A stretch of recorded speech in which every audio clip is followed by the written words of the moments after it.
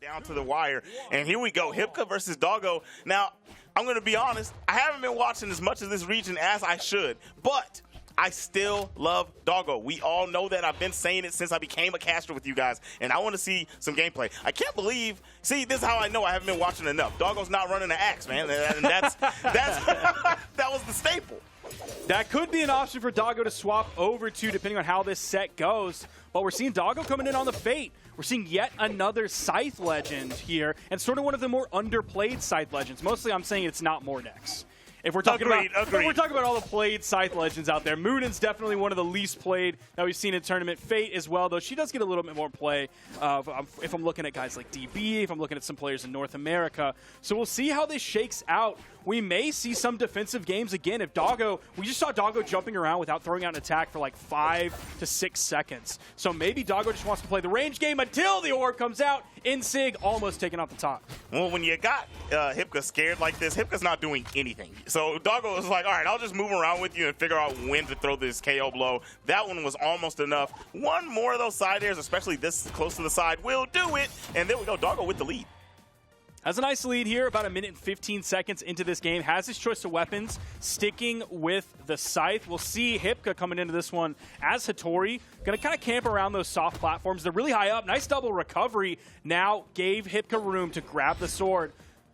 If Doggo wants to play around those soft platforms, I would think Hypka wants that to maybe pick up, the recovery, the neutral air. Not enough just yet. One more recovery has got to do it. Yeah, definitely if it has the D-Light setup. With the sword in hand, I definitely would not be playing on those plats like that. You know, short hop, neutral lights will hit you, recoveries will hit you. You can't even do some play arounds, go up there and really make you think about it and go into D-Light recoveries. And, I mean, that recovery raw is just going to do it. Now Hypka going to have choice of weapons, goes over back to the spear. Haven't seen too much spear gameplay yet. Coming out from Hypka, opening this one up with a nice falling neutral air. Gets juggled a little bit in the air. Uses that long range of the vertical pogos to hit straight down, landing on top of Dog. All right, and here we go. Now, this is a weapon that I've been talking about a lot, especially when we were watching 2v2s last time. Spear is that hard work weapon, but the hard work pays off. It's a really good weapon, but I don't know. So that's another weapon that I talk about is the orb. Very slept on. I think it could be considered one of the tops, but I don't think people use it enough.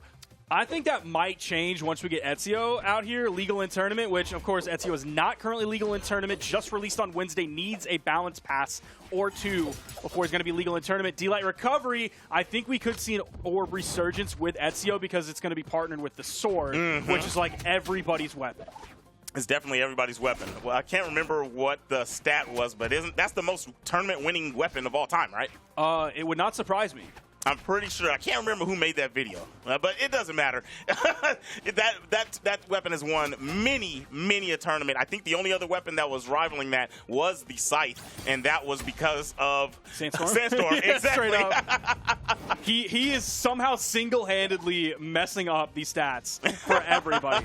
Ooh, nice recovery. He saved it, and then he put it exactly where he needed to, right in the middle of that ground pound, that vertical down helicopter that came out from Hypka. So wonderful punish on that one. This game is long, Zip. I'm going to be very honest with you. This game is long. I think a lot of damage is being built up on these players, and it seems like they're struggling to find these KO options. Well, I mean, honestly, Doggo almost lost that stock, but that was just really good to put that right in the middle of the ground pound of the spear, because if you go left or right of that, you're just getting that recovery snatched, and you are recovery less trying to get back on the stage. Ooh, went for the double side light there as the option. Maybe misinputted the jump. I'm not sure. Maybe thought there was going to be a down dodge to pick up the second side light into the side air true combo. KO comes out from Hypka. Going to have choice of weapons going over to the sword. All right, the sword versus unarmed. Nice pickup and got the Scythe. I mean, honestly, I don't really know what this matchup is. I feel like this is pretty even, right? Sword versus Scythe. I don't see where one would have just a super advantage versus the other one right now. Doggo doing great with the Scythe versus this sword of Hypka. Hypka can't really get anything started. There is a weapon spawn on the field, depending if either player wants to move over to and swap to their other weapon. Nice little dare setting up for the edge guard situation. Rip the ground pound. Hypka stayed too deep in the push-off column, didn't fall for it. Oh, no. Went the wrong way with the neutral light. Doggo going to get a little bit of damage racked up onto... Oh! Neutral signature almost was enough. Look at that. It just came down pink and saved the day, honestly. I think it wasn't going to be a KO, but I think Hypka was going to get something started. There's a nice side air from Doggo. Doggo maintaining center stage position, staying far away from the edge, doesn't want to get caught. Oh, no recovery follow for anything after that. Just a nice little neutral air. I thought it was going to be the recovery and no neutral air, no follow-up needed. Yeah, I thought it would have been too. Well, Maybe some of these tournament nerves getting a little bit to Doggo here. He knows he is on the lower side of the bracket. There's the recovery off the top. That was a 5-minute and 20-second game. That's something these players are going to have to deal with. You mentioned it earlier about the slog through these long, extended tournament games. Like 1 5-minute game is long. You've played ranked. You know how that can go. Oh, but yeah. having to do a set of 5-minute games, followed by another set of games, and another set of games, and another set of games, that can really grind on a player who doesn't have a lot of experience in those situations, and therefore a lot of tournament endurance. There we go. We're back at TK's hometown. You see his emblem down there in the bottom. I've been doing this for 7 years, and they ain't putting none of my logos in the game. 7 years, man. That is a long time, my boy. Man, I just want some love out here. I just want some love. But I do feel the love from Zip, and of course we feel the love from Australia out here as we're bringing this. We're now in game 2 here of Hypka versus Doggo. Hypka versus Doggo, nice weapon toss, but not able to recover the sight after the throw. Nice keep away from Hypka and trying to keep the weapon starved and rack up some damage. Not really going for anything. Wow, that was a free pickup. Offered that on a silver platter. Moving and grooving, both of them playing really, really chill right now. Don't really want to overextend. Nothing. They're both just jumping and fast falling. Both players are playing extremely defensive, and that I don't know. Is that just how Australia's playing 1v1s now? I think it may be new. It may be how a lot of regions are playing 1v1s right now. We haven't seen some 1v1 competition in a minute, and we see this one definitely. A lot of these players, they're so worried about getting punished, put in a bad situation. Almost a minute 20 into this game. Hypka going a little bit deep with the ground pound. That's why we aren't seeing some commitments from these players. Is you see actually an overcommitment there with the ground pound, hoping they can pick up an early one on the recovery back for Doggo, but no, immediate down air from Doggo, bouncing the orb off the wall. Side sig gonna even up the stocks. Doggo went for like some little cheeky stuff, threw the weapon down twice, and then dashed up for a signature that honestly wasn't going to do anything. Look at the damage on Hypka. That was definitely unnecessary. That signature pushes out to the side and creates a situation, though. I'll give you that. Here we go. Oh, no, just whiffing and whiffing. And finally, Hypka pressing some buttons, trying to get some damage. Doggo finding some connections. 3-4 hits. Using the weapon tosses to sort of extend his pressure just a little bit. Not going to do a ton of damage whatsoever. Nice neutral light. Going to send Hypka over to the right side. Oh, there's a little bit of a recovery high. Even used the spear recovery to find a hit on a Doggo who is right on that corner. Yeah, very good job using the coverage of that to create space for yourself and make the recovery safe. Now you're out on the side. Weapon toss. Wow, that was good from Doggo. Not enough, but it was a good option. Doggo getting hit just a little bit, not committing too much. You saw the side light. Wants to find the side light side air. It's just going to be the side air. Doesn't even need that side light setup. After he saw where Hypka was, has his choice of weapon, going over to the orb, trying to juggle a little bit, gets right on top of that weapon spawn, but side sigs away from it. I'm not mad at these SIGs coming out. I always feel like the more SIGs, the better. Whenever you start throwing those out, it puts a little bit more fear in the other player because they're not only looking out for regular light attacks now. Now they got to start, look at the dunk attempt again from Hypka. But they're not only looking out for light attacks, now they got to start looking for that SIG pack, man. And Fate definitely has got some good ones. The movement on that side signature, the height and the quickness of the neutral. There it is, the neutral signature. The neutral signature as well. Say. That side signature, though, you'll jump on that star, and you will like move yourself in and then out of danger with all of the movement that it has, all of the speed and quickness it has. So you can put yourself like in and then escape that bad situation, all while putting out a hitbox. All right, let me. I'm gonna grab my phone real quick, and I'm gonna message Hypka. I'm gonna say, if you don't press buttons, you can't do damage. Okay. I don't know if Hypka knows that. I'm not sure. Hypka on final stock, you're definitely nervous about every single commitment that they make. Yeah, that is true. Even that weapon toss, immediately punished, does pick up the spear. Recovery's coming out. It's like, I'm not sure. Hypka just doesn't look confident in their movement whatsoever, which is a far cry from what we saw in 2s last week. For sure, for sure. But, I mean, maybe it's showing that without somebody to help and cover you, it's like the decision-making is that much harder, right? Because you know that there's nothing else to save you. You're all alone out there with one opponent, and you can't allow yourself to believe that they're stronger in your mind. You got to just play your game and don't let them dictate everything you do. Sometimes you got to trip them up. If you're sitting here playing this relaxed, it's kind of allowing Doggo to dictate every single thing and control the pace of the match.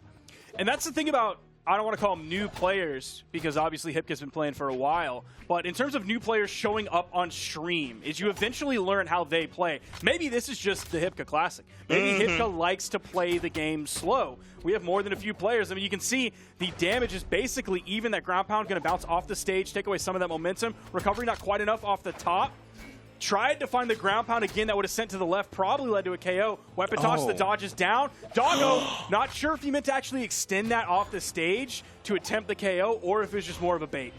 That was, man, I think the ground pound was a real attempt, just a little shy on the placement, but the side air is going to do it. Hypka going to go down 0-2 in this set. A couple of those ground pounds were really the issue with that match, but other than that, the match was really, really even by the end, even with those.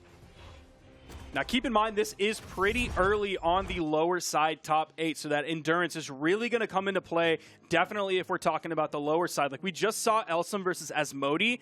Elsem losing that one means Elsem goes into the elimination finals. That means he just gets to wait. So potentially the max number of sets Elsem will play is the elimination finals, a grand finals, and then a possible grand finals reset. That's max 3. If we're talking about Hypka and Doggo, the winner of that moves on to face Tiger. The winner of that is in the elimination semifinals. The winner of that goes up against Elsem, who then has to play that set, the grand finals set, and the grand finals reset. So endurance on the elimination side of the bracket is so huge. So huge because actually in a moment we're gonna start getting to the sets where when you win, you stay on. Yep. And you've got to run that all the way if you decide you want to make it to grand finals. And that is really, really tough. But we're back for game 3 in this set. Doggo versus Hypka, and the Qatars have been chosen. Yeah, we are seeing this swap to Asuri for Hypka. We've now seen 2 Asuris in Australia. In 2v2s, it was like Lance was one of their like main regional unique identifiers for that weekend that we didn't see quite as much of in any of the other regions. Now we've seen 2 Asuris in 1v1. Now Qatars have gotten some love in recent patch notes, so we'll see if this is maybe just a Australian thing. Oh, nice spot dodge there from Doggo to get through that one. Definitely nice, because that could have been your stock. That thing slaps. When that SIG hits, you go flying tough. And it seems like, as TK says, he's always talking about how some SIGs do a little bit more force than they're actually supposed to. That one is the one. All right, Scythe trying to dance on the side of the stage. Now we see Doggo, the one that doesn't really want to approach, because that was a great start from Hypka. Nice control on the weapon that helped rack up his damage. Don't lose the stock here. You don't lost lose it. It happened again, stock. man. It happened again, man. Last time it was with the Hattori sword ground pound on the corner. Doggo with the down air bounce off the wall. Hypka even knows. You saw that taunt come out. After that punish, man, you just can't go for that anymore, Hypka. Yeah, that was definitely that. Yeah. That's what that taunt was. Like, come on, all right, let's get it. I know what I did. Now you're off the side of the stage. You have the Qatars. The Scythe tried to leak over and just sneak that ground pound in, but you are exposed, and the recovery is going to do it for Hypka. Still really, really close, even after, I want to say, throwing away that stock. Yeah. Doggo going to have the Scythe in hand. Again, Hypka being very careful here. You see Hypka like dash jumping, moving in, and then backing up. Now we're seeing essentially what we saw before in the previous set of Asmodee versus Elsem. Hypka's not able to find a way in. Elsem, another Asuri player, was not able to find his way in. The zoning game from the Scythe is too much. Nice down air from Doggo to confirm that edge guard. A full stock lead for Doggo when he's already up 2-0. That edge guard was beautiful. I loved every second of it. Every decision was so key.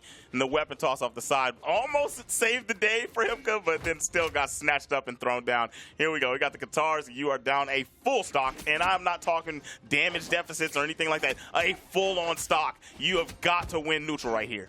They're trading 1-for-1 hit, and actually now Doggo is finding more hits in his favor, which is not good. Even if they're trading 1-for-1, that's favoring Doggo every time. The damage per hit on Scythe and on Orb is going to be more than what Hypka is grabbing per hit on Katars. Almost grabbing that neutral signature. Hypka threw out a neutral signature of their own. Maybe hoping for the dunk there, hoping for a big play, which they needed at this point.